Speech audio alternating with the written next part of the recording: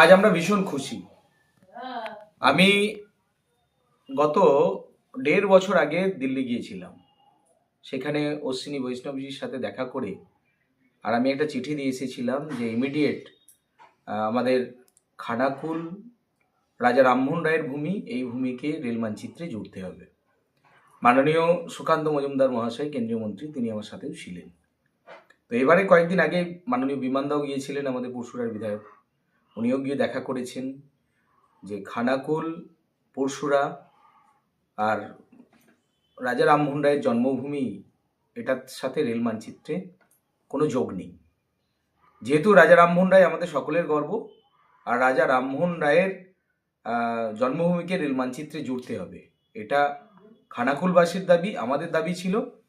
মাননীয় রেলমন্ত্রী বিষয়টি আমাদের দাবি মেনে আজকে একটা নোটিশ উনি জারি করেছেন। খুবই খুশির খবর।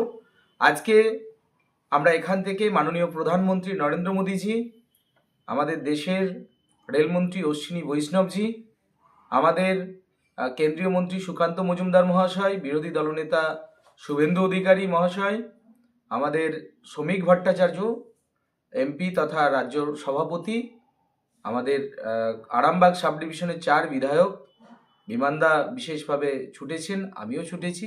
আমরা সবাই ভীষণ খুশি। আমরা আজকের এই খানাকুল থেকে মাননীয় প্রধানমন্ত্রী সহ রেলমন্ত্রী শুভেন্দুদা, সুকান্তদা, শ্রমিকদা, আমরা সবাইকে ধন্যবাদ জ্ঞাপন করছি যে আমাদেরকে সহযোগিতা করার জন্য আর খানাকুলবাসীকে এই উপহারটা দেওয়ার জন্য।